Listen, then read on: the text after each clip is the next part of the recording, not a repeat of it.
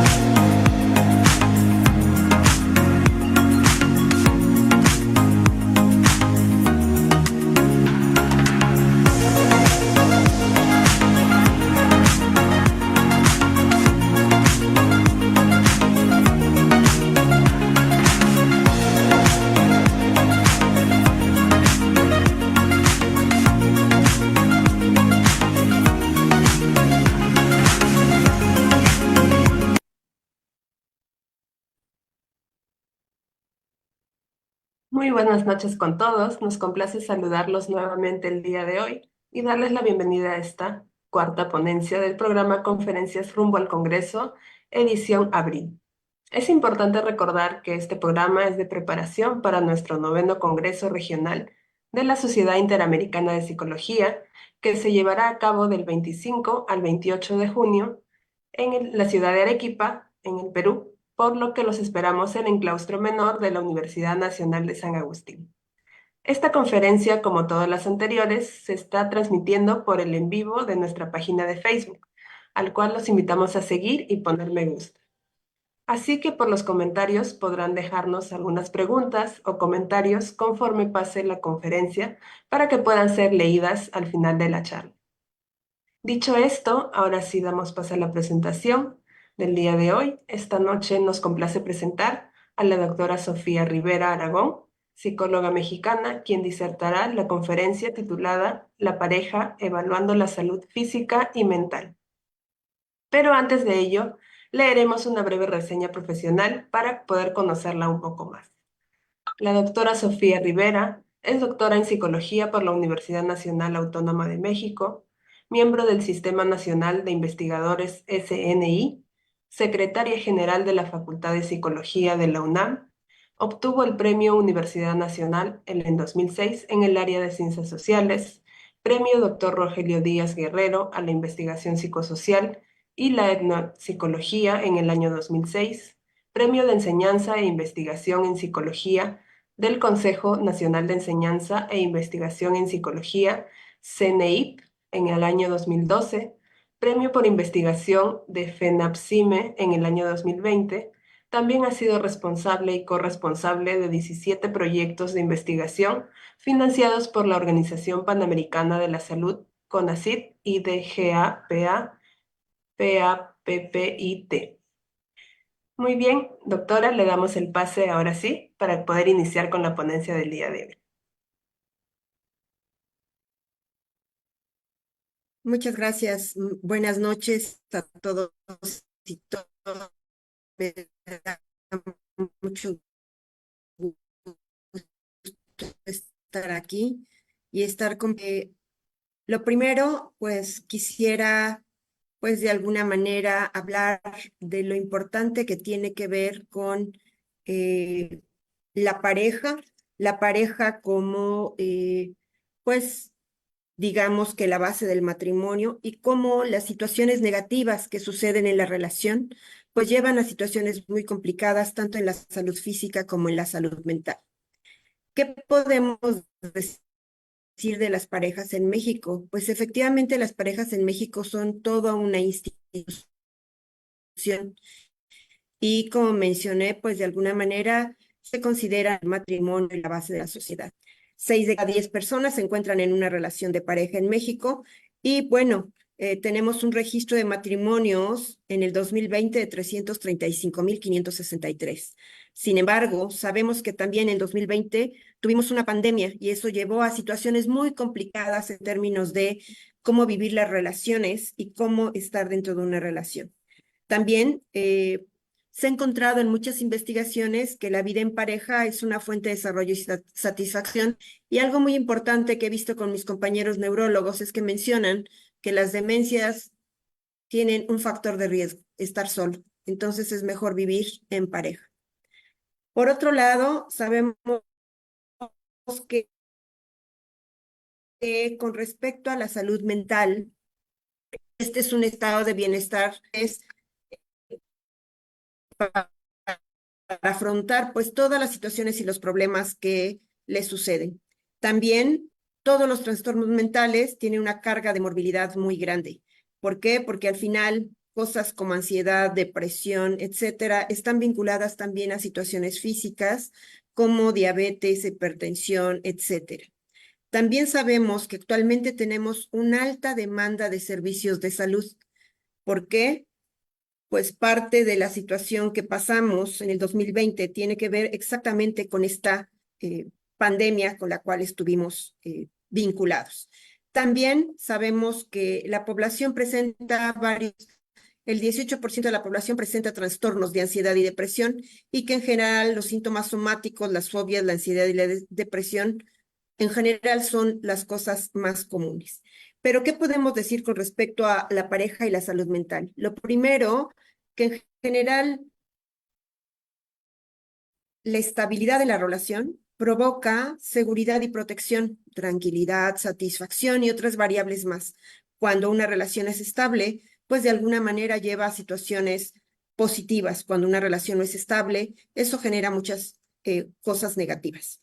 También la relación, pues de alguna manera brinda ese apoyo tanto en la salud física como en la salud mental. Parejas felices de alguna manera se hacen responsables de las consecuencias de sus acciones y por ende pueden intercambiar, comunicar, etcétera. Asimismo, las relaciones equitativas respetan todo lo que tiene que ver con el otro miembro de la misma. Es decir, son equitativos, tienen sentimientos, respetan actividades, amistades, creencias y opiniones.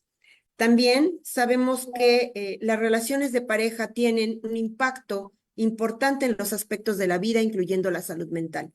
Existen procesos de interacción que tienen matices negativos y estos matices negativos afectan efectivamente la situación de la relación. Entonces, cuando hablamos de pareja y salud mental, podemos hablar de la parte positiva y la parte negativa de las mismas relaciones. Por otro lado, sabemos que en general las enfermedades no transmisibles son las principales causas de muerte y discapacidad en el mundo. De hecho, ocasionan consecuencias negativas en la salud, son desgastantes, muy costosas y deterioran el bienestar y la calidad de vida. Si nosotros vinculamos estas enfermedades a la pareja, encontramos que efectivamente hay una situación muy complicada, puesto que mantener una relación basada en este tipo de enfermedades, muchas veces las parejas se divorcian, se separan, etcétera. Por otro lado, estas enfermedades incluyen cosas como enfermedades cardiovasculares, diabetes, hipertensión, entre otras. Y estas, de alguna manera, se pueden prevenir mediante la reducción de factores de riesgo. ¿Cuáles son los factores de riesgo de los que estoy hablando? Puesto que estoy hablando de la pareja como tal. En este caso, son cosas como infidelidad, celos, conflicto, violencia. Y bueno, al fin y al cabo, cuando hay este tipo de enfermedades, pues el tratamiento y los cuidados a largo plazo son altamente costosos, tanto para el cuidador primario como para la institución que recibe a estas personas. ¿Cuáles son los datos epidemiológicos de las enfermedades crónico-degenerativas? Porque hay comorbilidades como obesidad, diabetes, hipertensión, entre otras, que contribuyen a esa mortalidad y discapacidad. De acuerdo a Ensanud, en el 2020, la prevalencia de enfermedades son obesidad en mujeres el 37%, en hombres el 31%, hipertensión arterial el 11.5% y diabetes en mujeres 15.6% y en hombres 15.8%. Parece bajo, pero es altamente costoso y es muy alto. De hecho, en datos epidemiológicos con respecto a obesidad, México ocupa uno de los primeros lugares. ¿Qué pasa con respecto al impacto de la salud física en la pareja? Efectivamente, las enfermedades no transmisibles de las que estoy mencionando ahorita provocan un deterioro en las relaciones interpersonales y por ende en la crianza adecuada de los hijos. De la misma manera, las enfermedades no transmisibles generan mucho estrés matrimonial, insatisfacción en la pareja, disfunción, infidelidad y conflictos. Y muchos de estos resultados de salud física y negativa, pues se asocian a relaciones extradiádicas, por eso hablé como la infidelidad como una de las partes negativas, y esta se incrementa ante el diagnóstico de esta enfermedad crónica vinculada a estas enfermedades. También sabemos que en la relación siempre se deberían de establecer reglas de convivencia para poder generar una relación romántica y evitar una ruptura, un divorcio, etcétera. Sin embargo, esas reglas de convivencia que son principales para las relaciones, muchas veces las personas no las hablan de inicio y sucede que cuando están en una relación, esa falta de comunicación y posteriormente vivir en pareja, pues hace que desconozcamos qué es lo que quiere la pareja y bajo qué condiciones. También sabemos que si una pareja funciona muy bien, pues hay situaciones como apoyo, confianza, protección, seguridad y aceptación. Y bueno, sabemos que no es tan fácil estudiar la pareja, puesto que existen muchísimos factores vinculados, biológicos, psicológicos, sociales, que ponen en riesgo la relación y que ocasionan pues deterioro, desgaste y problemas de salud física y mental. Algo muy importante que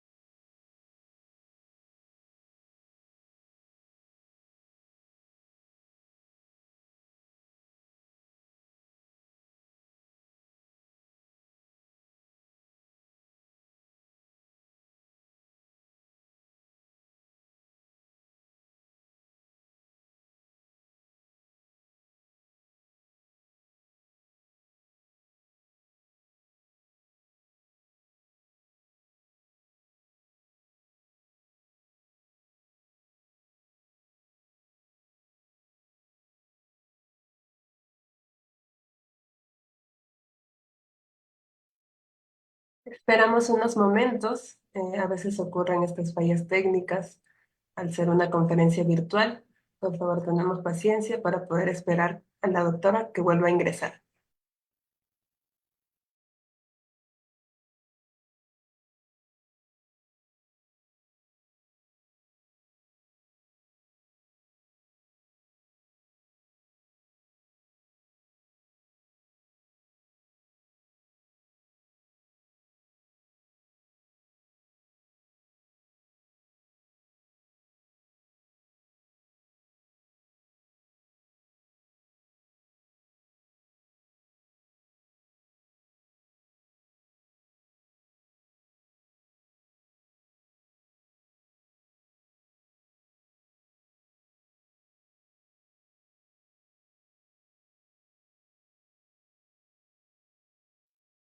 El día de hoy la ponente nos ha estado disertando sobre el tema, sobre las parejas y cómo puede afectar, ¿no?, la salud, tanto física como mental, dentro de la misma relación de pareja, pudiendo tener, como ella nos mencionaba, distintas consecuencias, ¿no?, ya a nivel de sus relaciones interpersonales.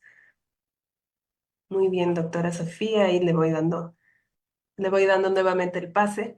No se preocupe, a veces ocurren estos imprevistos. Le doy nuevamente el pase para que continúe la ponencia.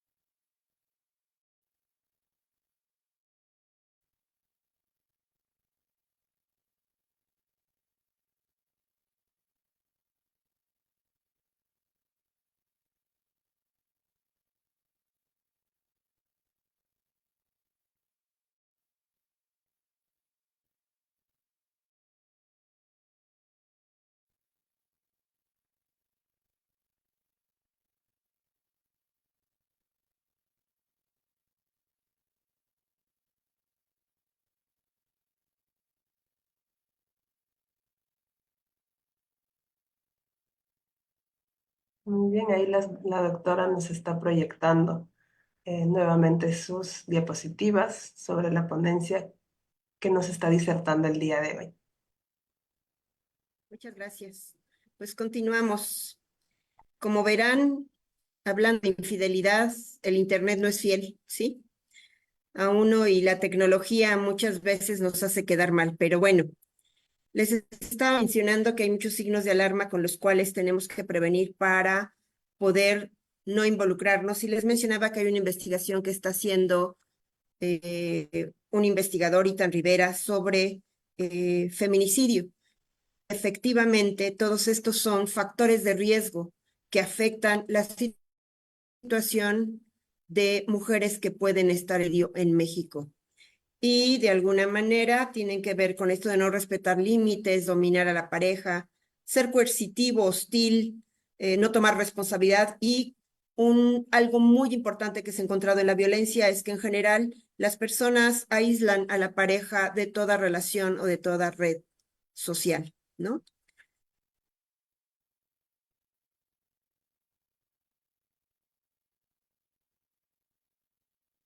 De la misma manera, sabemos que la dinámica de una pareja no es fácil. ¿Por qué? Porque al final, en los procesos de interacción que ahorita les mencionaba y que estos procesos de interacción generan muchas situaciones en las cuales si no se hablan, pues de alguna manera llevarían a situaciones complicadas. En este caso, cuando las dinámicas son negativas, pues ocasionan estrés, emociones negativas, agitación, pérdida de control, malestar emocional, carencias, etcétera. Sabemos que aquellos factores que en general son los que causan o afectan situaciones vinculadas a la salud mental y a la física, y que hay mucha investigación al respecto a nivel internacional y en México, son factores como celos, infidelidad, conflicto, violencia y la comunicación no asertiva. ¿Qué es lo que causan o cuáles son las prevalencias más altas en cuanto a enfermedades no transmisibles? Pues síntomas somáticos, problemas de personalidad, afecto negativo, percepción deficiente de bienestar, una calidad de vida disminuida, estigma, discriminación, entre otras. También, de alguna manera, sabemos que estas relaciones negativas en las parejas, donde incluyen todos estos tipos de variables, de alguna manera inciden en la salud mental, y se ha encontrado en varios estudios esta situación. Es decir, cuando hay celos, infidelidad, conflicto o violencia en la pareja, pues de alguna manera llevan abuso de alcohol y drogas, trastorno de hábitos alimenticios, trastorno del sueño, depresivos, de ansiedad, de estrés postraumático, tabaquismo, autoagresión, conductas sexuales de riesgo, baja autoestima, ideación, intento suicida y suicidio. Y de hecho, muchas de las evaluaciones que se han hecho sobre celos y celos patológicos encuentran que hay personas que mencionan que si pierden a su pareja, dicen sin él, no quiero vivir. O prefiero que no esté, o sea, generar homicidio en lugar de que ande con alguien diferente a mí. ¿Qué pasa con respecto a los celos? Empezando con los celos como un factor importante dentro de la salud mental y la salud física de las personas, se ha encontrado que efectivamente los celos tienen muchísimos elementos y que están vinculados a esa reacción irracional profunda, pena, sospecha, inquietud ante la posibilidad de que la persona amada o nuestra pareja esté con alguien más. Y también es una amenaza a la pérdida de una relación romántica debido a un rival real o imaginario. ¿Por qué? Porque incluye muchísimas cosas: conductas, síntomas, emociones y cogniciones. De hecho, yo me voy a referir más a los síntomas físicos en esta vez. No obstante, quiero mencionar que los celos están vinculados a muchas situaciones y hay ejemplos de cada uno de los elementos que están vinculados a los celos. También se ha visto en las investigaciones que los hombres y las mujeres viven los celos de manera diferente. Las mujeres se ponen tristes, hay depresión y autorreproches, y los hombres mayor ira y agresión. En el caso de las mujeres, infidelidad emocional; en el caso de los hombres, infidelidad sexual. La manera en que también los celos se han explicado es a través de muchas situaciones, desde la cultura, desde aspectos individuales y aspectos de la relación. de la relación como la dependencia. Muchas veces esa codependencia que se genera con otra pareja, emocional o no, de alguna manera hace que se permanezcan en relaciones en donde la persona en sí misma puede provocar celos. Y por otro lado, la cultura que normaliza de alguna manera los celos. ¿Por qué? Porque en general se dice que cuando hay celos, las personas los quieren, dicen, si no me cela, no me quiere. Y esa falsa creencia hace que las personas, aunque tengan personas obsesivas y controladoras al lado, creen y romantizan la situación vinculada a los celos. También carencias individuales como apego inseguro, vulnerabilidad psicológica, carencias afectivas y algo que también hemos encontrado en México de manera muy recurrente, una autoestima baja. Hablaríamos también de los celos patológicos. Los celos patológicos llevan una situación muy complicada. De hecho, las últimas investigaciones que se han vinculado a celos patológicos vinculan las enfermedades físicas, la agresión y muchas otras situaciones a los celos patológicos y que al final, aunque si bien no es un trastorno psiquiátrico, sí es un síndrome que lleva a características de personalidad vinculadas a la triada oscura, a ideas irracionales, a sensación de tristeza y un apego inseguro. Pero sabemos que hay niveles de celos, desde celos, digamos, niveles normales, que no lo haría porque al final hay control, hay obsesión, etcétera, hasta personas que realmente llegan al homicidio y al suicidio por la pareja. Y bueno, algo que acabo de mencionar, pues realmente se ha normalizado y por ende las personas mencionan que si no los celan, no los quieren. También hay baja autoestima, como lo mencioné ahorita, y en general los celos pueden causar ansiedad y pueden causar también muchas depresión y otros factores de salud mental vinculados. Las investigaciones mencionan que en general las parejas bisexuales son las que presentan mayores niveles de celos y que también cuando creemos que nuestra pareja es muy atractiva o las personas dicen que es atractiva, las personas se vuelven más celosas. También aquellas que tienen menor actividad sexual a lo largo de su vida son aquellas que son más celosas. Y bueno, ¿qué ocasionan? Pues disolución, abuso, feminicidio u homicidio, como acabo de mencionar, y en general siempre van a exacerbar todas las emociones negativas, enojo, miedo, tristeza, y va a haber neuroticismo, psicopatía y afecto negativo. ¿Cuáles son las consecuencias de los celos? Yo me voy a ir con las alteraciones psicológicas y con las alteraciones físicas, que tiene que ver con la salud física y la salud mental, que las personas de alguna manera repercuten en ella todos los celos. Sin embargo, podríamos decir que los celos tienen muchísimas consecuencias, alteraciones sociales, represión, alteraciones conductuales, además de las que yo vería como mentales y físicas. ¿Qué fue lo que se encontró? Lo primero que vimos es si los celos, esto ya es la investigación en México, estaba vinculada al bienestar subjetivo. Aplicamos aquí a 313 adultos con estas características sociodemográficas y que además estuvieran en una relación de pareja para poder ser evaluados. Se aplicó la escala de multidimensional de celos, que cuenta con dos áreas, que es estilos y cogniciones y emociones y sentimientos, y la escala de afecto positivo y negativo para evaluar bienestar subjetivo. El procedimiento, bueno, en general siempre en todas las investigaciones que ahorita les presente hay un cuidado en los aspectos éticos y tanto hay confidencialidad, anonimato, hay consentimiento con información y hay sentimiento. Los resultados están analizados por SPSS y ¿qué fue lo que encontramos? En general encontramos que efectivamente aquellas personas que tienen un bienestar positivo perciben menos control por la pareja, menos agresividad, menos temor, menos suspicacia y menos desconfianza. Es decir, para que en una relación de pareja no haya celos, debe de haber afecto positivo. ¿Y qué sucede con el afecto negativo? El afecto negativo afecta todos los factores de celos en el caso de los hombres. ¿Qué sucede en el caso de las mujeres? En el caso de las mujeres, si vemos, es algo muy similar al caso de los hombres. Sin embargo, hay un factor más en cuanto al afecto positivo que cambia con respecto a los hombres para hablar de la parte de afecto positivo. Y en este caso tiene que ver con el control y la obsesión. que de alguna manera igual hay menor control, hay menor obsesión. Y en el caso de afecto negativo es totalmente igual a los hombres. Todos los factores de celos aparecen. La recomendación aquí es cuanto más bienestar tengamos en una relación y hablemos sobre lo que nos gusta en una relación o no, es más difícil que haya situaciones de celos donde nos vamos a sentir controlados y eh, perseguidos por una persona en particular. ¿Qué pasa con respecto a la triada oscura de la personalidad y los celos, que es otra característica importante? ¿Cómo son aquellas personas que tienen celos? ¿Son narcisistas, son maquiavélicos, son psicopáticos? El narcisista creería que solamente él es el único que existe y por ende es dominante y egoísta. El maquiavélico es aquel manipulador con un encanto social impresionante y el psicópata es el que tiene una impulsividad muy alta y una falta de afecto. ¿Qué pasa con respecto a las investigaciones que hablan sobre celos y travesura? En términos de una revisión sistemática, cuanto más psicopatía hay, más celos. La gente es más posesiva y hay control.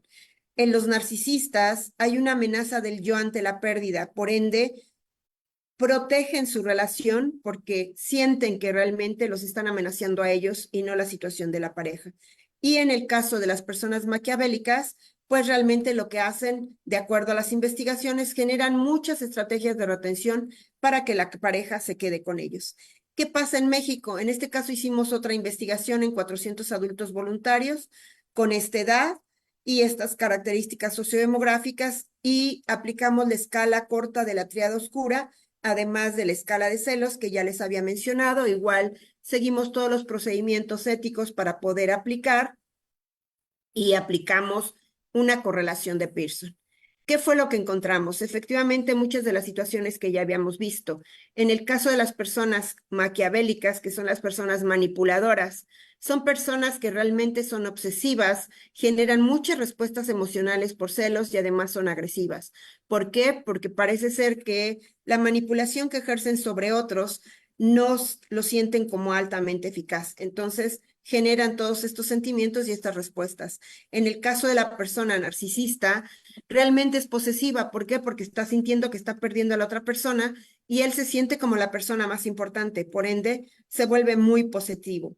Y en el caso de la psicopatía, que realmente es una persona que de alguna manera, pues es muy atrabancada, muy controladora, pues al final tiene que ver con todos los factores de celos, es decir, dentro de la triada oscura, las personas con psicopatía son las más celosas, son las que tienen o presentan los mayores niveles de celos en el caso de los hombres. Pero ¿qué pasa en el caso de las mujeres? En el caso de las mujeres, a diferencia de los hombres, las personas que son manipuladoras, las mujeres, se correlacionan con los celos en los 9 factores, es decir, a diferencia de los hombres, que era la psicopatía, en el caso de las mujeres, las personas que son maquiavélicas, es decir, manipuladoras, son las más celosas. Y al igual que los hombres, se vuelven las personas con narcisismo mayor posesivas. En el caso de psicopatía, no se encontraron con los 9 factores, pero sí con 6 de ellos. Las personas con psicopatía son inseguras, controladoras, desconfiadas, tienen muchas respuestas emocionales de celos, agresivas y con mayor enojo. Es decir, si yo dijera, vamos a evaluar y elegir una persona, primero hay que aplicarle el instrumento de la triada oscura para saber si me quedo con ella o no, puesto que estamos viendo que son hombres y mujeres que van a tener en todos los aspectos de celos unos altos niveles. ¿Qué podemos decir al respecto? Pues efectivamente los hombres presentan una psicopatía secundaria vinculada a impulsividad, baja tolerancia a la frustración y el hecho de que poseer a la pareja, pues de alguna manera desata esas conductas y pensamientos celosos. ¿Qué pasa en las mujeres? Hay una psicopatía secundaria y el maquiavelismo genera con respecto a celos más desconfianza, celos ansiosos, venganza y conductas para retener a la pareja. ¿Qué pasa con respecto a la salud física? Porque hasta ahorita hablamos de la salud mental, es decir, mencionamos que efectivamente las personas celosas están muy vinculadas a el bienestar subjetivo, ya que aquellas personas que tienen bienestar no van a sentir celos y también están muy vinculadas a las características de la personalidad vinculadas a la triada oscura. Las personas con psicopatía y maquiavelismo son las personas más celosas comparativamente.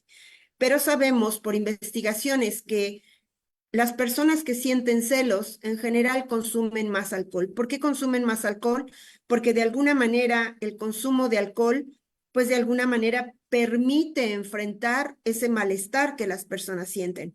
Entonces, esas consecuencias de los celos que desgastan la relación, que implican conductas de riesgo, problemas de salud física y al final, en muchas relaciones, la muerte, pues el consumo de alcohol lo que hace es que reduzca el malestar y el estrés que sienten por celos. También hemos encontrado otra variable que es muy importante con respecto a los celos. Los celos, al causar estrés, también causa hipertensión y eventos cardiovasculares. ¿Por qué? Porque los celos, cuando las personas sienten celos, hay una activación fisiológica. Elevan la presión arterial, el ritmo cardíaco y la actividad electrodérmica. ¿Por qué? Porque muchas personas que sienten celos al encontrar a su pareja revisando o viendo cosas que no están vinculados a ellos o que están encontrando cosas que dicen, bueno, ¿por qué trae un ticket donde compré un regalo y no fue para mí? Las personas se enojan, entonces incrementa su activación fisiológica y por ende elevan también presión arterial y ritmo cardíaco. También las personas que expresan celos patológicos tienen más riesgo de presentar infartos y eventos cardiovasculares. Hay muchas investigaciones al respecto a nivel nacional y mundial que encuentran efectivamente esto. Pero ¿qué encontramos en México? En México, al hablar de la salud física, aquí aplicamos a 2025 adultos mexicanos con estas características, esta cantidad de hombres y esta de mujeres. Cada investigación es con muestras totalmente diferentes. Se aplicó el cuestionario del método progresivo de la OMS, que incluye consumo de alcohol, presión arterial y enfermedades cardiovasculares, que evalúan en sus diferentes dimensiones si ha presentado la enfermedad, si lo ha consumido, cada vez cuánto lo consume, cada cuánto lo consume, si toma medicamento, etcétera. Y bueno, el procedimiento siempre va a ser muy similar en términos de aspectos éticos y cuidado para el participante. ¿Qué fue lo que encontramos con respecto al consumo de alcohol? Efectivamente, encontramos que hay diferencias en algunos de los factores. ¿Qué fue lo que encontramos? Que las personas que sí consumen alcohol tienen más confianza y confianza en la pareja. ¿Qué implica? Si nosotros lo quisiéramos interpretar aquí, implica que aquellas personas que consumen alcohol, pues de alguna manera eh, se relajan. De hecho, el alcohol es un relajante y por ende no sienten celos. Sin embargo, en el caso de la suspicacia, la desconfianza, el enojo y la agresividad, son personas que no consumen celos, es decir, perdón, que no consumen alcohol. Esto implica que son personas que sienten niveles muy altos de celos. Yo no recomendaría bajo esa situación tomar el alcohol para relajarse bajo ninguna condición. Realmente son situaciones que estamos encontrando, pero al final, pues las personas que sienten celos tienen elementos y emociones mucho más fuertes comparativamente con los que sí lo consumen. ¿Qué pasa con respecto a las personas que tienen y no hipertensión? En general encontramos que aquellas personas que tienen hipertensión son más suspicaces, desconfían de la pareja, hay mayor posesión y hay enojo. Si lo interpretáramos de manera simple, diríamos que aquellas personas que son celosas son más reactivas y por ende tienen una elevación de la tensión arterial. ¿Por qué? Pues por todos los sentimientos que sienten vinculados a los celos. En cuanto a aquellas personas que han sufrido un evento cardiovascular, en este caso hablamos de un infarto, ¿qué encontramos con respecto a aquellos que reportan haber sufrido un evento cardiovascular, consumen medicamentos y además han sido evaluados de esa manera? Pues encontramos efectivamente que aquellas personas que han tenido un evento cardiovascular presentan mucho más niveles de celos. Si vemos, la tabla nos presenta que tienen obsesión, suspicacia, desconfianza, posesión, frustración, evasión, respuestas emocionales, enojo, control, actitud negativa, temor y agresividad. Si vemos al final, todos los elementos de celos están vinculados aquí, tanto emociones como cogniciones, en donde encontramos que efectivamente aquellas personas que sufren eventos cardiovasculares tienen mayor nivel de celos. ¿Qué podríamos decir? Pues que tenemos que cuidar a nuestras parejas, que tenemos que enseñar a nuestras parejas que los celos primero no hay que romantizarlos, no a aquellas personas que dicen que si no celan no me ama, pues es una creencia falsa. Realmente los celos son la parte más negativa de las relaciones en donde pues la pareja sufre de posesión, enojo y pues lleva esa reactivación fisiológica que de alguna manera pues tiene una implicación en la salud física. También todas las personas que han sufrido un evento cardiovascular pues están muy vinculadas a los celos. Yo a veces pienso, ¿vale la pena ir en contra de nuestra propia salud física por querer retener a una pareja? Yo creo que no, ¿no? Entonces, aquí vemos que efectivamente los celos están muy vinculados a ese deterioro físico de las relaciones y de la pareja. E igual el alcohol y bajo ninguna condición recomendaría el consumo de alcohol, aunque las investigaciones encuentran que efectivamente, pues de alguna manera, cuando lo consumen, las personas reducen el nivel de estrés porque el alcohol es un relajante, ¿sí? Pero bajo ninguna condición debería de estar presente. Sin embargo, pues la única manera es, pues, no tener celos en la pareja, ¿no? Y bueno, otro elemento importante dentro de la investigación es la infidelidad. Y efectivamente es otro efecto negativo que tiene la relación en las parejas. Hay una violación al pacto implícito. En general, la prevalencia es del 20 a 30% y al final, de acuerdo a la percepción en varias investigaciones, hay consecuencias positivas y consecuencias negativas de la infidelidad.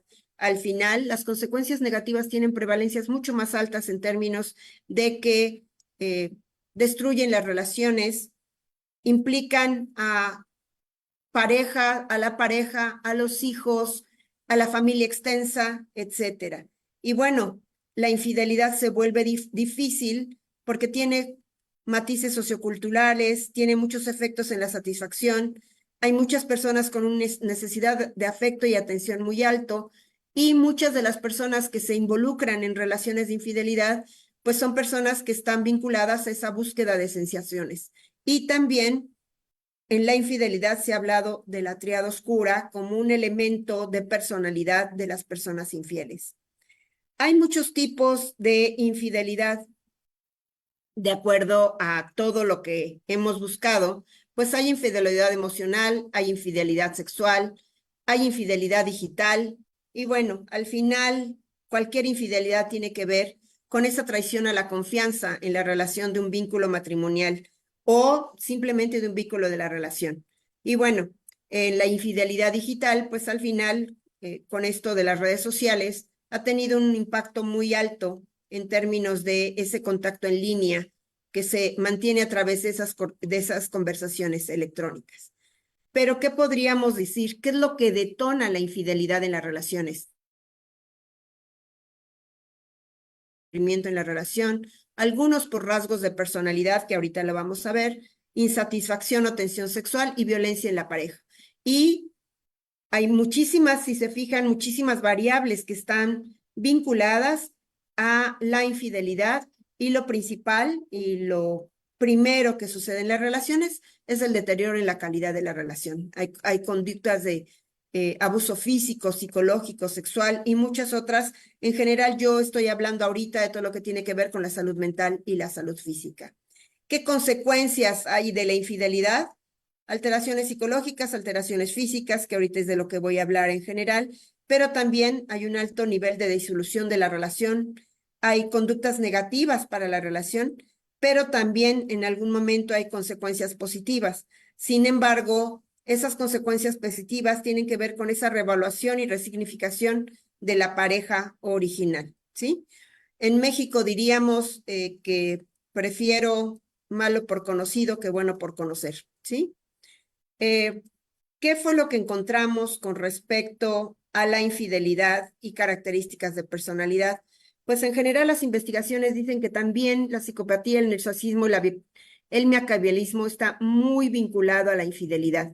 En el caso de la psicopatía, porque son personas muy impulsivas que se vinculan de manera rápida y constante con diferentes parejas. En el narcisismo, porque sienten que es una recompensa para sí mismos. ¿Por qué? Porque cada vez que tienen una conexión con otra persona, pues de alguna manera se sienten una satisfacción propia. Y en el caso del maquiavelismo, realmente la infidelidad, como son manipuladores y son calculadores, más bien la infidelidad es planeada para poder dañar a otros.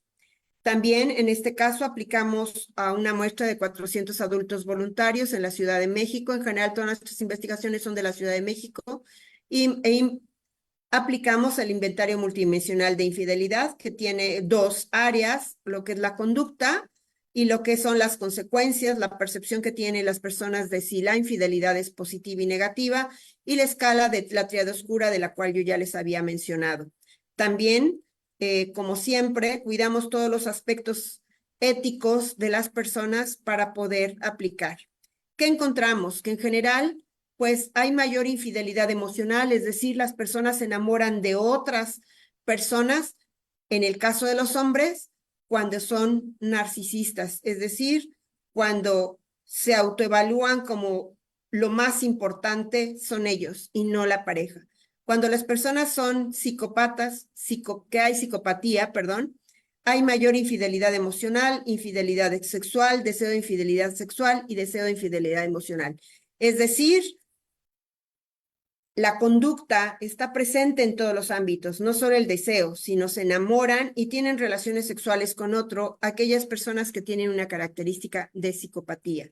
En el caso de las consecuencias, los hombres con maquiavelismo ven más consecuencias positivas de la infidelidad y los psicópatas al igual también ven más consecuencias positivas.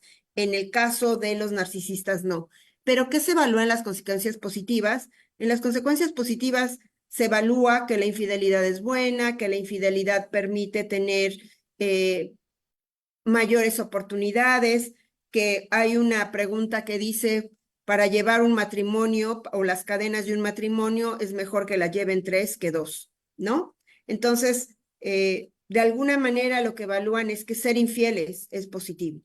¿Qué pasa con respecto a las mujeres? En el caso de las mujeres, las tres áreas de la triada oscura aparecen. Y en el caso de la psicopatía, aparecen los cuatro que ya aparecían en los hombres, es decir, se presenta la conducta de infidelidad totalmente. En el caso de las personas manipuladoras, como el maquiavélico, solo hay deseo en ambos casos, tanto deseo de tener una conducta sexual con alguien como de enamorarse. Y en el caso del narcisismo, realmente se enamoran de otros, pero también tienen deseo de enamorarse de otros. Si nos fijamos, las conductas de personalidad, tanto en hombres como en mujeres, vinculados a la triada oscura, tienen un alto nivel de infidelidad.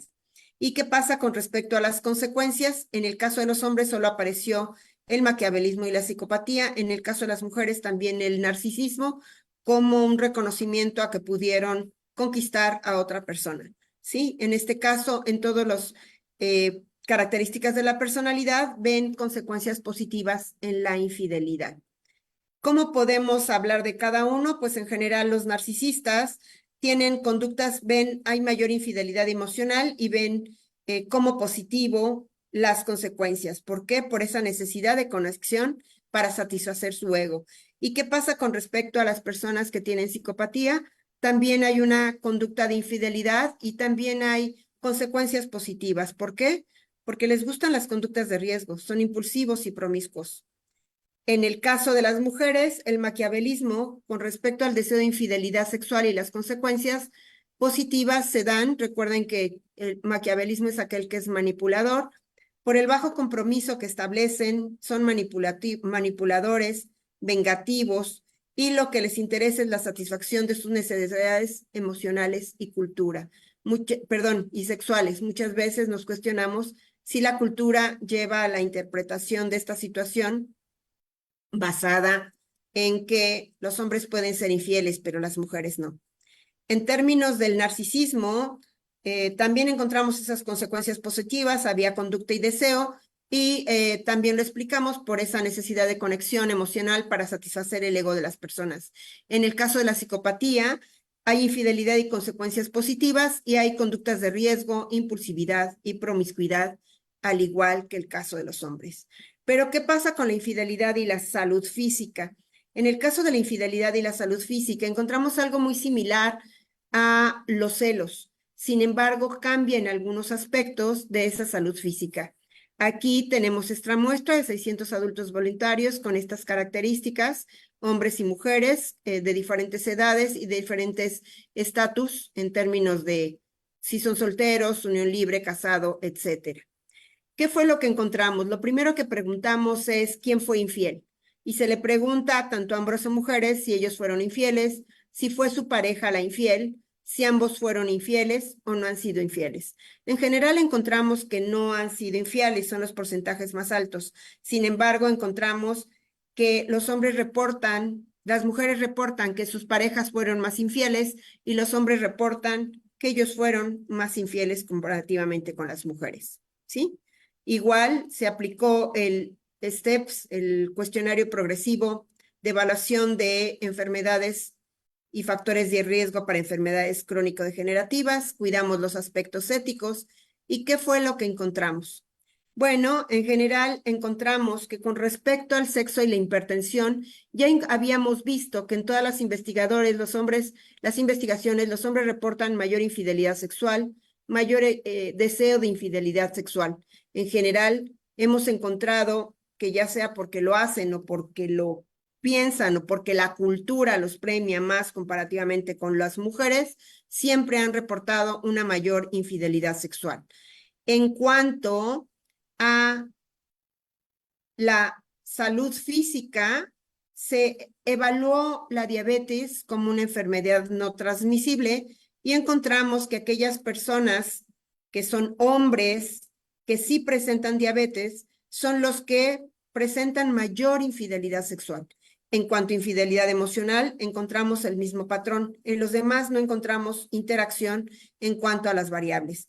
También encontramos que aquellas personas que presentan diabetes ven más consecuencias positivas en la infidelidad comparativamente con aquellos que no presentan dicha enfermedad. Al final, les diría que muchas de las investigaciones lo que mencionan es que en general cuando se presentan enfermedades de cualquier tipo, ahora voy a hablar de ataque cardíaco, ya hablé de diabetes y hay otras más que tengo vinculadas, mencionan algo así como, si ya me enfermé, ¿qué me importa que salga con otras personas? Tendría, a lo mejor tengo poco tiempo de vida y más vale disfrutar mi relación que no disfrutarla.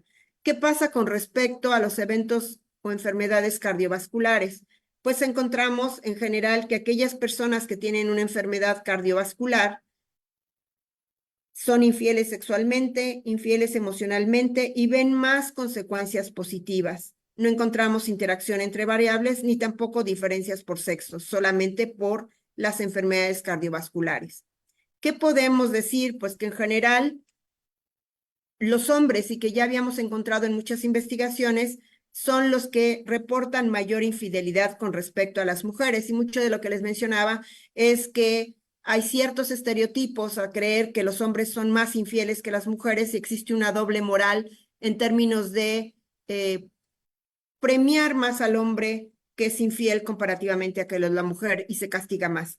¿Qué sugieren? Pues en general que haya estrategias de tratamiento psicológico que realmente ayuden a las personas en cuanto a su salud física y mental y al mejoramiento de la satisfacción para que no haya conflictos adversos con respecto a esto.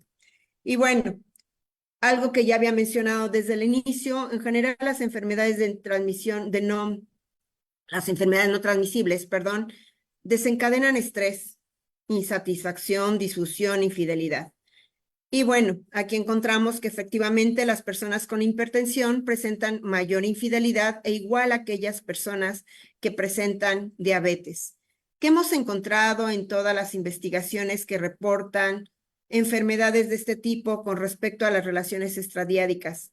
Pues se encuentra que efectivamente cuando el diagnóstico de una enfermedad se le da a una persona, pues deciden vivir la experiencia debido a la enfermedad que ya padecen.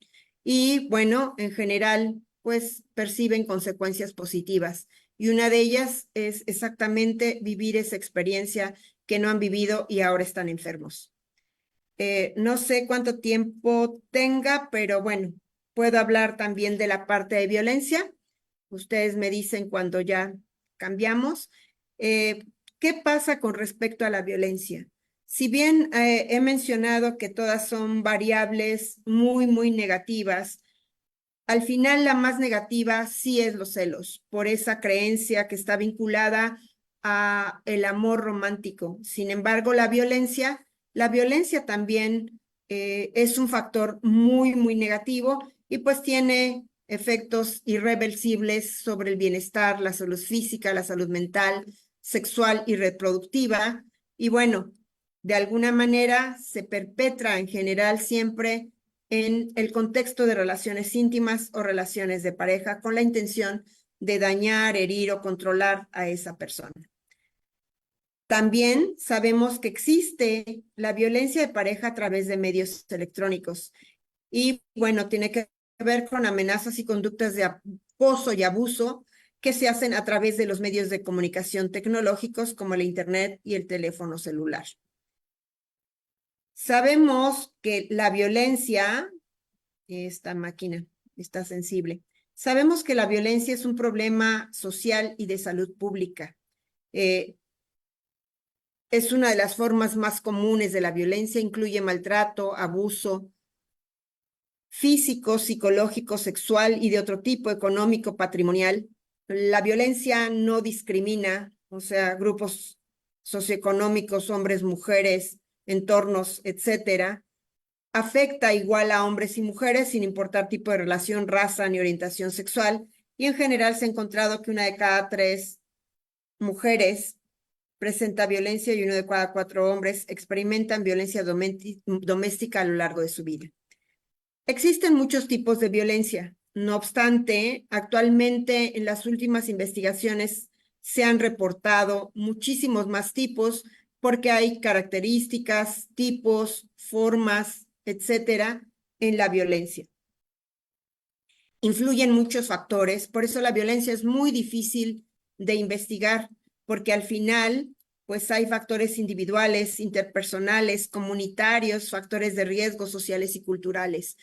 Algo, y bueno, esa investigación no se las traigo en este momento, pero algo que se ha encontrado en las investigaciones que sucedió durante la pandemia, mencionaban que efectivamente nosotros creemos que nuestra casa es un lugar seguro.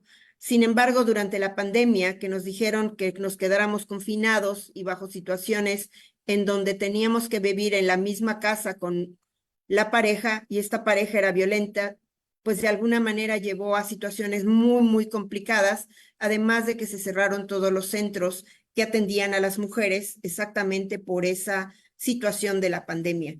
Entonces, al final había muchas cosas que estaban vinculadas a esta violencia que recibían las mujeres, y no puedo descartar los hombres porque al final la violencia se recibe tanto en hombres como mujeres, pero la prevalencia es mucho más alta que en las mujeres que en los hombres. Y algo ahorita que vi dentro de los comunitarios, algo que mencionaban con respecto a la violencia, es que las personas que viven alrededor de nosotros deberían de ser personas que protegieran a las personas violentadas con la finalidad de denunciar la violencia que están recibiendo. Y hablaban de el cartero, la persona que entra a repararnos alguna cosa en la casa y que vea la violencia, sea el que ayude a denunciar lo que está sucediendo para la persona que está viviendo esa situación.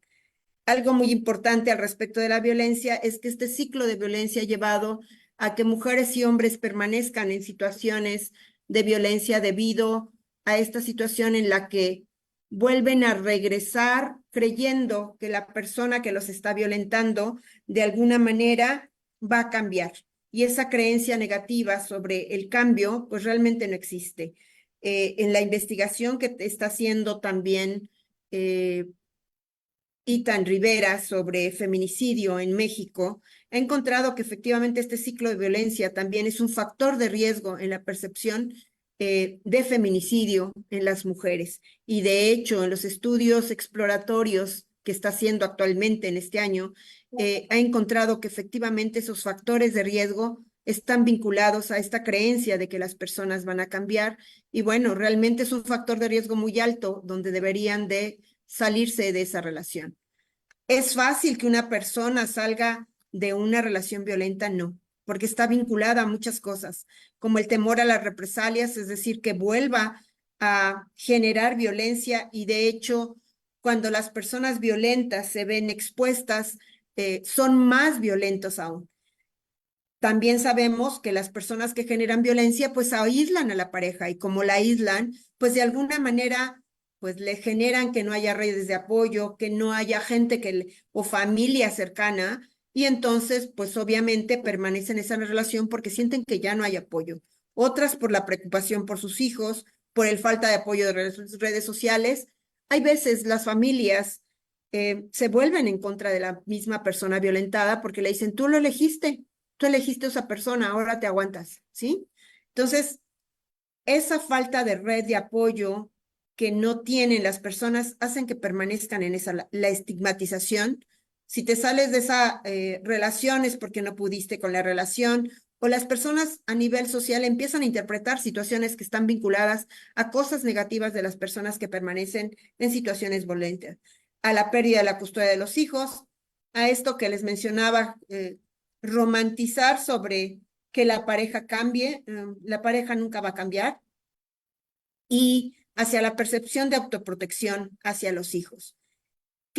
¿Cuáles son los efectos de la violencia de pareja? Pues bueno, yo ahorita les voy a hablar de la salud física y mental y nada más. Sin embargo, sabemos que afecta el bienestar y la calidad de vida, el desarrollo personal, establecimiento de relaciones de pareja en el futuro. ¿Por qué? Porque la gente queda con un síndrome de estrés postraumático y entonces va a ser muy difícil volver a establecer relaciones, puesto que sienten que van a involucrarse de nuevo en relaciones violentas y obviamente su trabajo se vuelve totalmente inestable. ¿Por qué? Porque están viviendo relaciones de violencia en sus casas. ¿Qué pasa con respecto a la violencia de pareja y la depresión?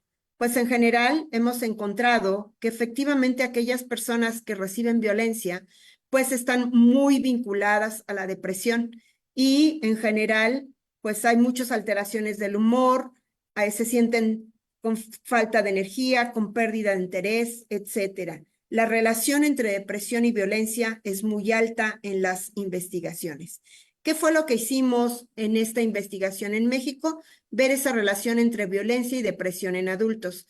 En este caso, aplicamos a 600 personas con estas características sociodemográficas.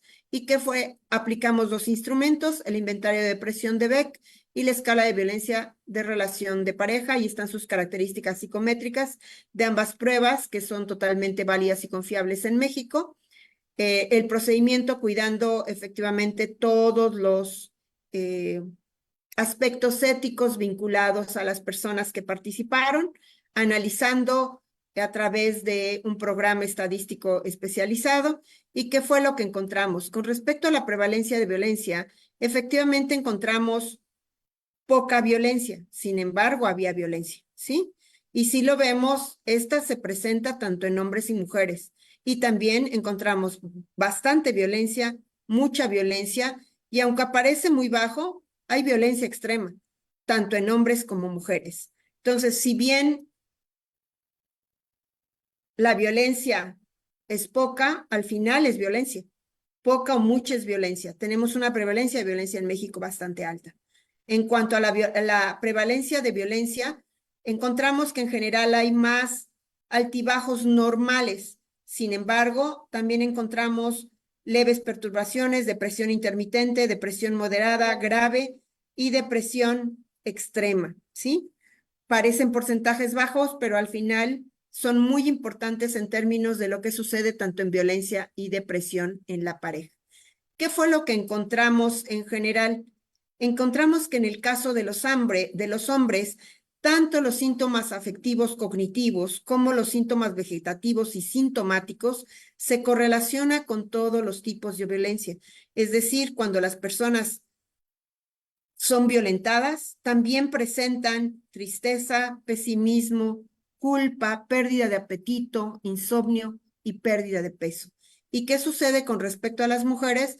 Pues en general la violencia les afecta más los síntomas afectivo-cognitivos, la física, la económica y la intimidación, y la violencia psicológica, los síntomas vegetativos. Es decir, a mayor violencia física, económica e intimidación, hay más tristeza, pesimismo y culpa. Y en el caso de la violencia psicológica, además de ello, también hay pérdida de apetito, insomnio y pérdida de peso. Es decir, tanto a hombres como mujeres les afecta la violencia y les incrementa la depresión. ¿Qué pasa con respecto a el control, la humillación, el chantaje y la violencia sexual, que son los otros aspectos de la violencia en hombres y mujeres?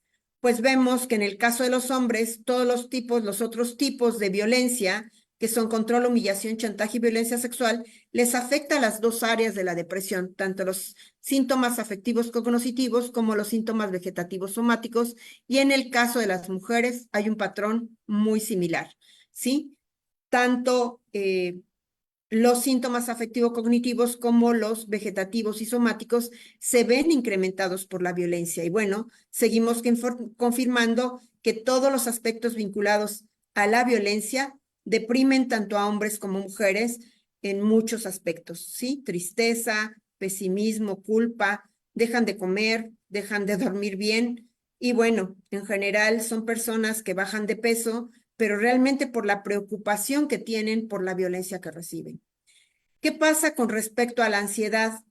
Y se evaluó tanto estado como rasgo, es decir, ¿el momento de la violencia me genera ansiedad o es un rasgo, una característica personal que me lleva a la violencia? Aquí tenemos 100 parejas a las que se les aplicó con estas características y igual cuidando los aspectos éticos con respecto a la investigación. Se aplicó el inventario de ansiedad de estado de Díaz Guerrero y Spielberg, que es con estas características sociodemográficas. Es un instrumento válido y confiable para la Ciudad de México.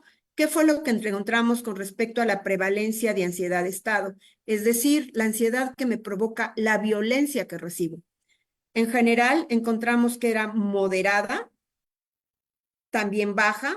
Sin embargo, llama la atención que hay una prevalencia de ansiedad provocada por la violencia de media a alta. Si sumamos la media y alta, pues hay un nivel de ansiedad de estado bastante fuerte, ¿sí? ¿Qué pasa con respecto a ansiedad rasgos? Ansiedad rasgo es una característica de personalidad, no me la provoca la situación. El anterior la provoca la situación. Pues encontramos que también hay una ansiedad como característica de personalidad media y alta. Algo importante que debo mencionar aquí, no sabemos si la persona ya era ansiosa de antemano o la violencia le causó dicha ansiedad, porque no tenemos una medición antes-después. Sin embargo, a pesar de la evaluación transversal, pues sí preocupa los niveles de violencia que presentan tanto como rasgo como estado las personas que fueron evaluadas. ¿Qué fue lo que se encontró? La violencia física causa niveles de ansiedad de estado por la situación muy alta en hombres. Y en el caso de mujeres, tanto la ansiedad de estado como la ansiedad rasgo es provocada por la violencia sexual. A mayor violencia sexual, son personas que la situación les está causando ansiedad, pero también como característica de personalidad. ¿Qué vemos? Pues que en general, tanto la depresión como la ansiedad están vinculados, muy vinculados a la violencia, más en mujeres que en hombres por el nivel de las correlaciones, no obstante, son muy similares y que al final la ansiedad y la depresión fueron presentes en diferentes situaciones de pareja. ¿Qué pasa con respecto a la violencia de pareja y los problemas en la salud física? Pues en general hay muchísimos efectos sobre la salud física y pues ocasiona un detrimento en la salud, tanto mental como en la salud física. También por este comportamiento negativo, pues en general las personas fuman más, abusan del alcohol, hay mayor uso de drogas, hay inactividad física, comen en exceso, tienen baja autoestima y hay una valoración deficiente en general. Las investigaciones concuerdan en que la violencia afecta muchísimo a la salud física y que también de alguna manera genera hipertensión, sobrepeso, tabaquismo, provocado por la violencia que recibe por la pareja. ¿Cómo se explica todo esto vinculado a las investigaciones? La violencia genera mucho estrés y al generar mucho estrés, pues se asocia muchísimo a las enfermedades cardiovasculares. ¿Por qué? Porque hay una falta de armonía entre la salud y la parte afectiva. También hay mucha hostilidad y enojo y que de alguna manera la hostilidad y el enojo durante la violencia pues genera grosor de las capas íntima y media de las arterias carotoides, ocasionando ateroma, que es un factor de riesgo de enfermedad cardíaca. Y bueno, aquí hay muchas más investigaciones donde encontramos que efectivamente la violencia se asocia a la salud física vinculada obesidad, tabaquismo, hipertensión arterial y pues cardiopatías coronarias y algunas otras cosas más.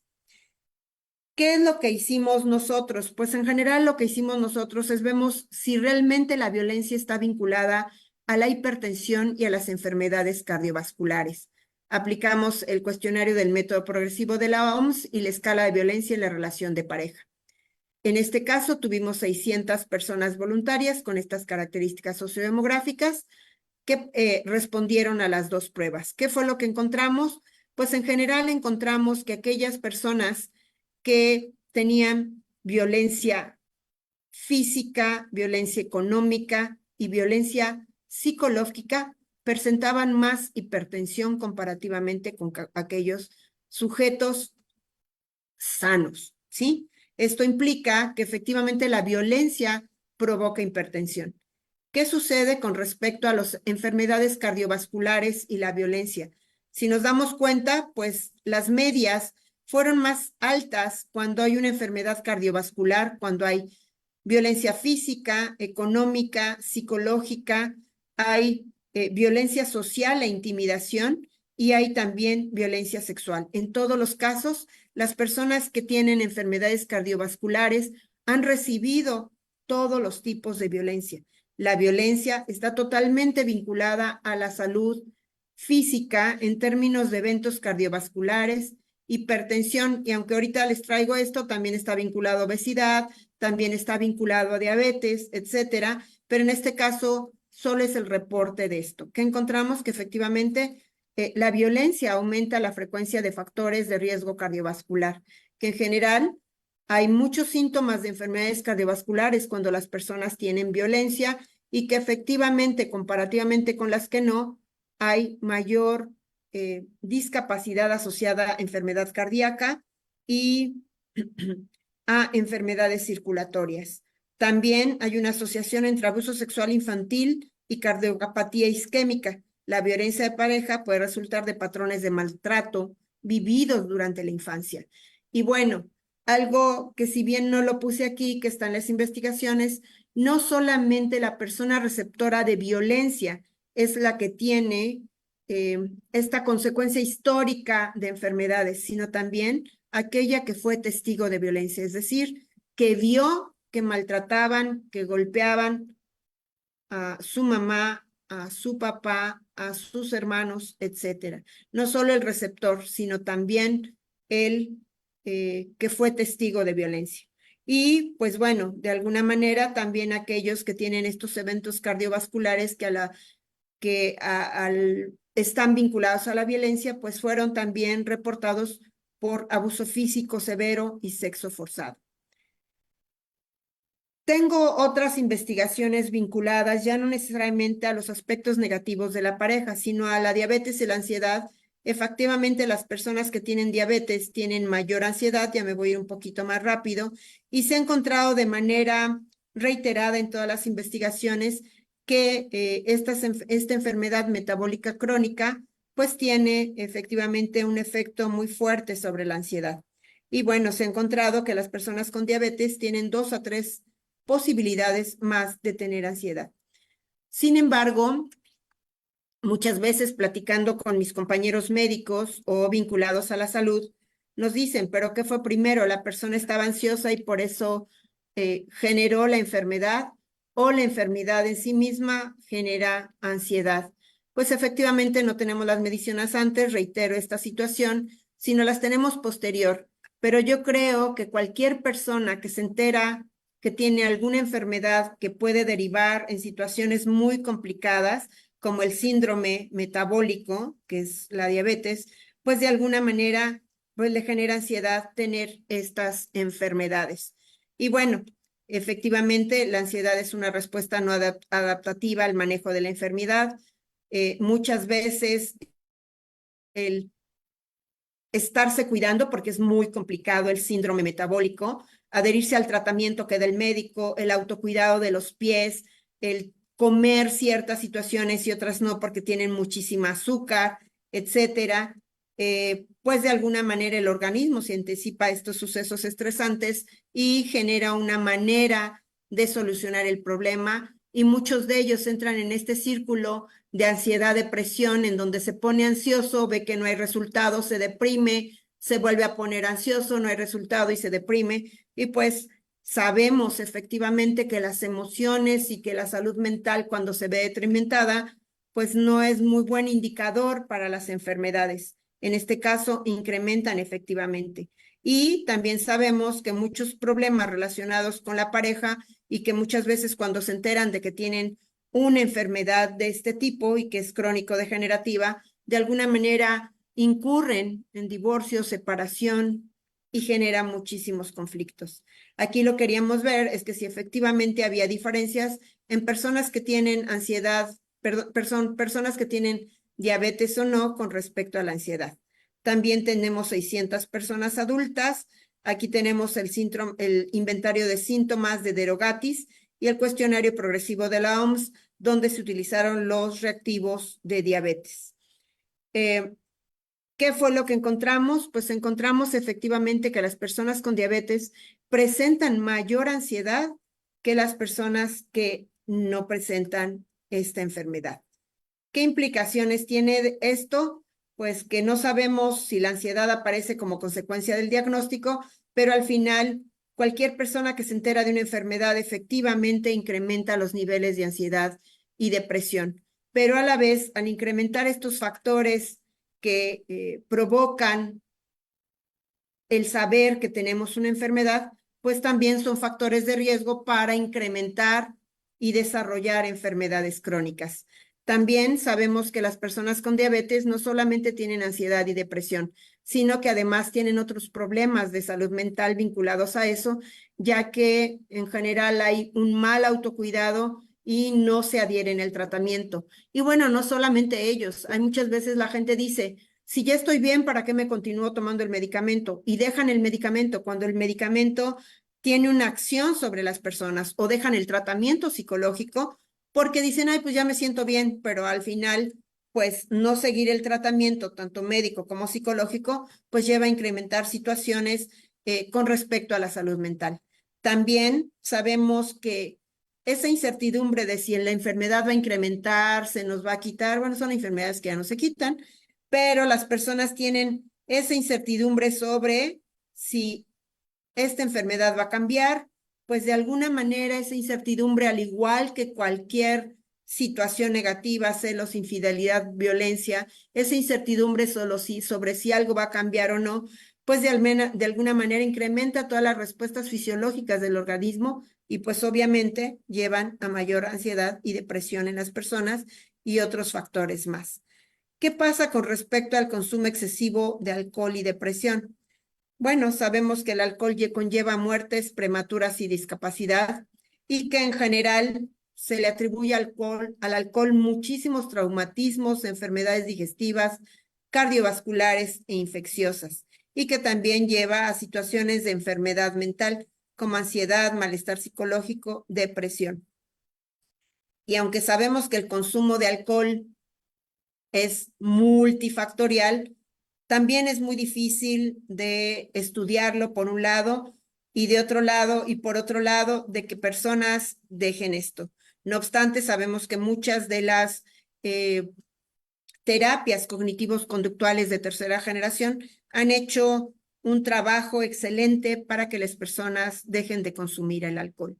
Investigaciones que hizo el doctor Drucker durante eh, durante muchos años, encontró que efectivamente el alcohol es un antidepresivo y que generalmente las personas consumen el alcohol para poder controlar las situaciones que sienten. Sin embargo, pues volvemos a entrar en este círculo.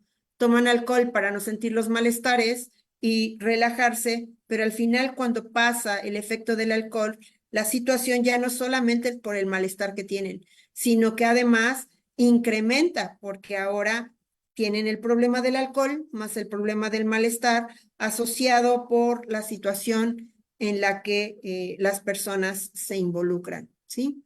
Y bueno, algo que también está vinculado aquí, pues como en las anteriores, es la triada oscura.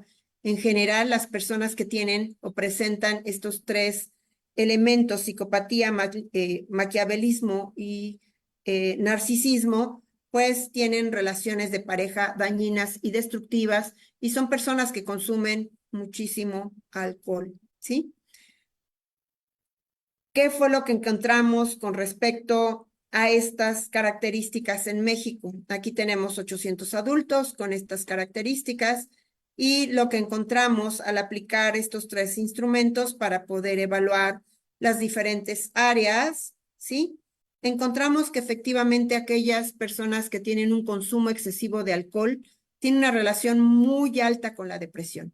De hecho, eh, con esto confirmamos mucho de lo que el doctor Drucker, que en paz descanse, ¿sí? Que evaluó todo lo que tiene que ver con este consumo excesivo y depresión. Efectivamente, las personas consumen alcohol con la creencia de que eh, se va a modificar su depresión. Sin embargo, como mencioné, pues ahora tienen dos problemas, no solo la depresión, sino ahora el consumo de alcohol excesivo. Y hay una correlación muy alta tanto en hombres como en mujeres. ¿Qué pasa con respecto a las características de personalidad, el maquiavelismo y la psicopatía, tanto en hombres como en mujeres?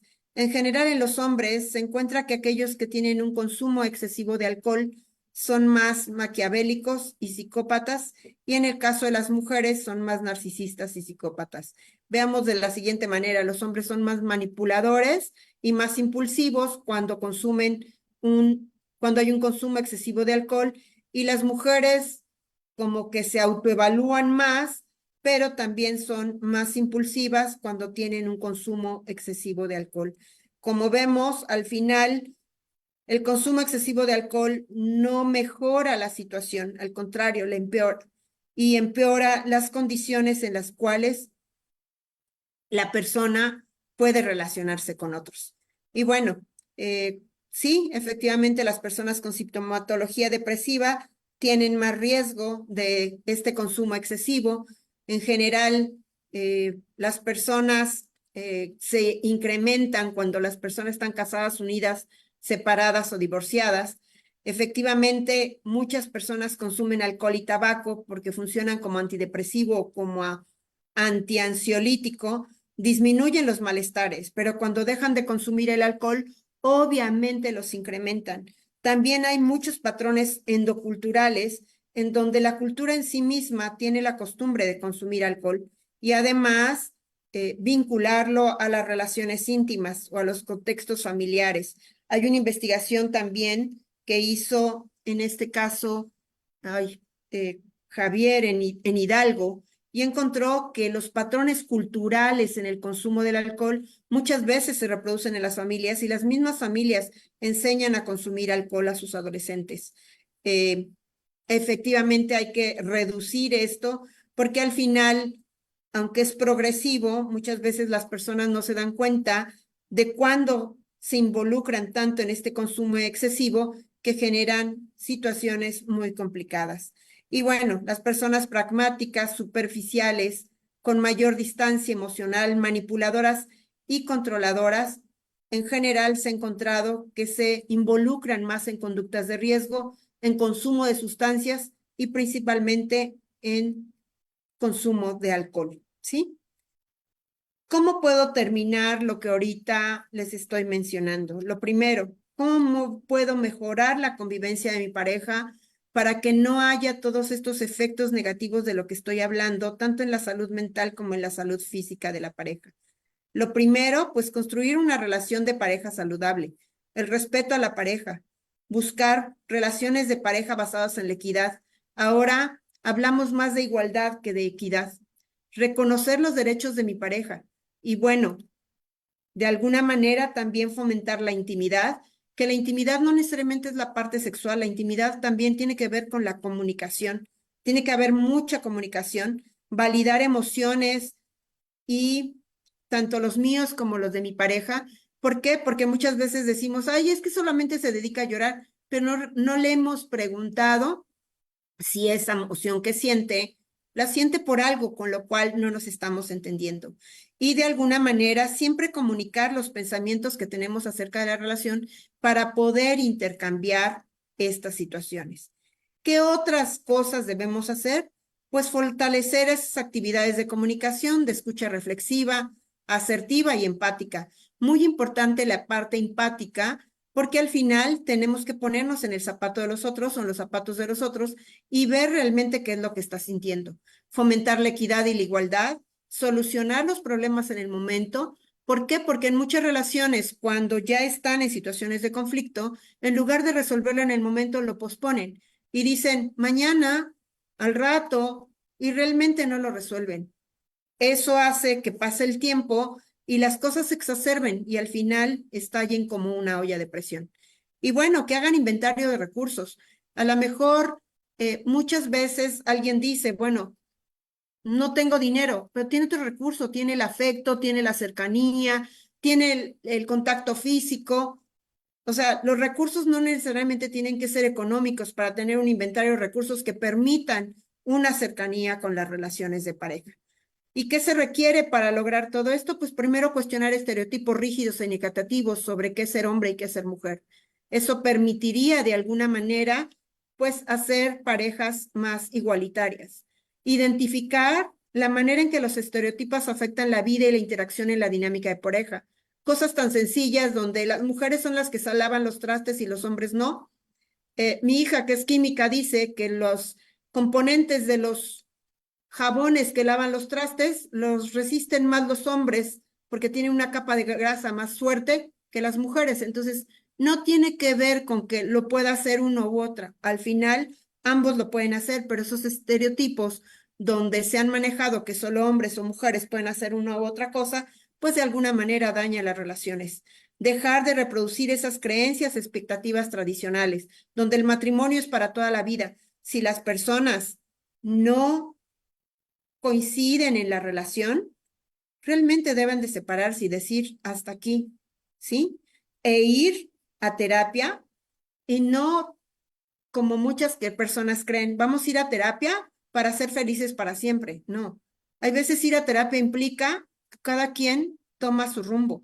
¿Por qué? Porque realmente no se entienden, porque realmente no están bien. Y bueno, algo muy importante, una voluntad política, hacer políticas públicas para fomentar igualdad y relaciones de parejas saludables. Algo muy importante cuando doy una conferencia, bueno, aquí está todo mi equipo de investigación, es más, los tengo repetidos en varios, pero al final, sin el equipo de investigación es muy difícil que nosotros trabajemos las investigaciones. Les presenté muchas investigaciones, muchos de ellos trabajamos de manera conjunta y bueno, les agradezco muchísimo, espero que haya sido importante y servido de algo estas investigaciones sobre la relación de pareja. Muchísimas gracias.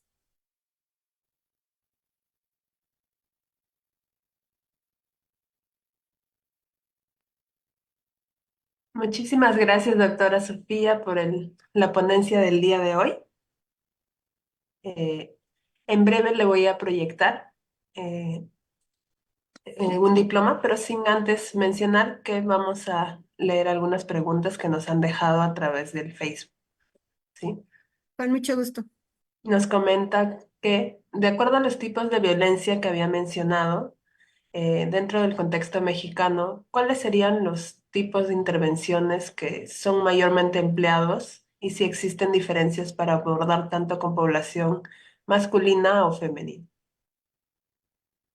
El tipo de intervenciones varía muchísimo. De hecho, en la Ciudad de México tenemos desde las terapias cognitivos conductuales de tercera generación, también hay terapia de pareja sistémica, contextual, basada en tareas, etcétera. Eh, la variabilidad es impresionante. Tenemos hasta terapeutas que están vinculados a todo lo que tiene que ver con el psicoanálisis. Yo creo que ninguna intervención es mejor que otra. Realmente es la persona que se está atendiendo, está sintiendo una solución a la situación. Afortunadamente en la universidad que yo trabajo, la UNAM, tenemos toda esta variabilidad de intervenciones y variabilidad de tipos de terapia y pues afortunadamente la atención que se da a las personas hasta ahorita, sin importar el tipo de intervención, pues ha resuelto muchas de las situaciones que tenemos, no solamente de pareja, sino de pareja, familiares, en niños, en adolescentes, en todos los grupos etarios. Muchas gracias, doctora Sofía, por su respuesta y como bien nos comenta, ¿no? Va a depender también de las características de cada uno de los pacientes y qué terapia se acomode mejor para las necesidades que ellos tienen, ¿no? Pudiendo abordar cada una de sus problemáticas, ya sea de los temas en mención, como el día de hoy de violencia de pareja, la parte de cetotipia y otras variables, así como otros problemas psicológicos o psicosociales que puedan presentar ellos. Nos dejan aquí otra pregunta. Nos mencionaba también algunas relaciones de la violencia y de los celos con variables tanto como depresión o algunas que eran a nivel de salud física. Ujú. Si bien es cierto, esta ponencia ha sido de manera extensa y ha sido, digamos que con muy buena información, nos comentan con qué otras variables se puede relacionar tanto la violencia como las actitudes del celos en las relaciones de pareja. Pues bueno, les quiero decir que tengo como 35 años estudiando a la pareja en todos sus aspectos negativos. Tengo muchísimas variables. Ahorita les presenté muy pocas, pero al final, tanto celos como violencia, que son las dos que me están preguntando, pues está vinculado con poder. La relación de poder en las parejas tienen un efecto muy fuerte sobre la violencia y tienen un efecto también muy fuerte sobre los celos. ¿Cuáles otras? El manejo de conflictos. Existen muchas maneras en las cuales nosotros deberíamos de manejar los conflictos. En general, se pide que cuando se manejan los conflictos sea basado en negociación más que en situaciones en las cuales la manera de resolverlos sea golpeando o sea haciendo de otra manera. Entonces, cuando las personas no tienen un manejo adecuado de los conflictos, entonces generan violencia y generan celos, ¿sí? Si las personas manejaran los conflictos de una manera más negociadora, podrían resolver y entender lo que al otro le está pasando y no ser impulsivos y golpear antes de tomar una decisión, ¿no? Y por otro lado, o sea, la forma de resolver los conflictos, también el tipo de conflicto que se está viviendo es fundamental para la violencia y para los celos. También la cultura, o sea, todo lo que tiene que ver, en nuestro caso, evaluar todas las premisas socioculturales, qué se cree que se debe de hacer y qué nos dice la sociedad que debemos de hacer, afecta mucho la forma en que las personas viven los celos y viven la violencia porque de alguna manera la gente cree que así debe resolver y así lo debe hacer, porque lo vino haciendo durante mucho tiempo en la familia y vio que de esa manera se resolvían. Sin embargo, sería muy bueno que las personas entraran en otras talleres, grupos de reflexión, etcétera, que les permitieran aprender otras habilidades para solucionar problemas. Actualmente hay muchísimas variables, por ejemplo, la rigidez cultural también afecta a los celos, el ajuste sociocultural también. Generalmente las personas que son celosas son muy rígidas culturalmente y también se ajustan, hay un pobre ajuste cultural. De hecho, hay muchísimas variables vinculadas tanto a la violencia como a los celos. Digo, todos los años que he estudiado, afortunadamente he encontrado muchas cosas También he escrito varios libros que están vinculados a esto y aunque les estoy nombrando algunas variables, quiero decirles que son muchísimas. Tan solo si me dicen otra variable vinculada a los celos y la violencia, la infidelidad en sí misma. La infidelidad está altamente vinculada a la violencia y está vinculada a los celos. Sin embargo, no porque haya mayores celos hay infidelidad, pero hay muchas personas que mencionan que con tal de cumplirle lo que el otro quiere, es decir, si todo el tiempo me está diciendo que ando con otro, con otra, pues ahora sí lo voy a hacer para cumplírselo. Y muchas personas al revés, lo que hacen es que son infieles y es más, lo hacen como venganza para la persona celosa. Entonces, son muchas las variables que están vinculadas. También las emociones negativas están altamente vinculadas a los celos y a la violencia. Y bueno, les podría seguir diciendo muchas cosas. Son muchas variables. Por eso cada una de ellas, si se acuerdan cuando puse consecuencias y detonantes de cada uno de ellos representa una variable. Y es una infinidad de variables, desde los factores individuales, factores sociales, factores de la comunidad, que al final son listas impresionantes que están vinculadas a uno y otro. Y eso hace que sean muy difíciles. Por eso, a pesar de que tenemos como un rompecabezas de 1000 piezas, pues empezamos por pequeñas partes para ir uniéndolas y saber cómo explicar, prevenir, intervenir, porque muchas veces nosotros investigamos cuando ya se dio el fenómeno, pero ¿qué podríamos hacer para prevenir? Podemos hacer muchas cosas desde la familia, enseñar a los niños muchas formas de resolver problemas, de enfrentarlos, porque el enfrentamiento también es una variable fundamental para poder resolver los problemas. ¿Cómo lo vivo? ¿Cómo lo enfrento? Y si la forma de enfrentamiento es altamente negativa, pues también genera problemas, genera conflictos, genera celos, genera violencia, genera infidelidad. O sea, al final se vuelve como una espiral de situaciones negativas en las relaciones. Las variables, no, bueno, aquí me podría quedar toda la noche y a mí me encanta. Muy bien, doctora Sofía, muchas gracias por su gentil respuesta ante esta pregunta que nos mencionaban, ¿no? Como nos comenta, ¿no? Estas variables pueden, digamos que, interrelacionarse con muchas otras más variables, ¿no? Tanto las que ha mencionado a lo largo de la ponencia como muchas más que se pueden ir presentando, ya que dentro de las relaciones de pareja también forma parte de las relaciones interpersonales, que Ujú. es muy amplio el poder abordarlo, puede abordar desde la personalidad, de repente, o como nos comentaba también, rasgos de cómo afrontar los problemas, en este caso en una relación con otra persona, ¿no? Muchas gracias. Por el Facebook también nos dejan felicitaciones para usted, nos dicen excelente ponencia, le agradecen por toda la disertación que ha realizado el día de hoy. Y sin más que decir, le agradecemos nuevamente por esta conferencia del día de hoy como parte de la jornada de capacitaciones previas al noveno Congreso Regional de la Sociedad Interamericana de Psicología, para lo cual le vamos a hacer presente el siguiente diploma que voy a pasar a proyectar a continuación.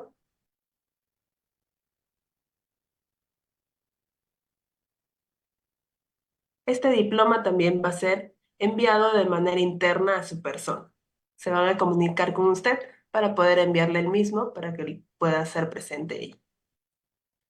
Muy bien, nuevamente le agradecemos, doctora Sofía, por esta ponencia y también de esta manera estamos llegando al fin de la charla del día de hoy, también agradeciendo a todos los participantes a través de las distintas redes sociales por su asistencia y recordándoles que pueden visitarnos en nuestra página web https://regionalcip2024.com y los invitamos a que sigan asistiendo a nuestro programa de abril de estas conferencias rumbo al Congreso. Así también seguirnos en nuestras redes sociales para poder enterarse de las últimas noticias y puedan obtener mayor información sobre el proceso para adquirir las entradas al noveno Congreso Regional de la Sociedad Interamericana de Psicología, el cual se realizará en la ciudad de Arequipa entre los días 25 al 28 de junio del 2024, por lo que esperamos también contar con su gentil asistencia. Eso sería todo. Hasta la otra semana. Los esperamos el día viernes 29 de abril a las 8 p.m. para nuestra siguiente charla. No falten. Hasta pronto y buenas noches. Buenas noches, muchas gracias por la invitación. Y yo también diría, continúen viendo eh, lo previo al Congreso. Y el que vaya a ir al Congreso, pues felicidades. Muy buena organización. Muchísimas gracias. Muchas gracias, doctora, por su gentil asistencia y disertación el día de hoy. Que tenga buenas noches. Hasta luego.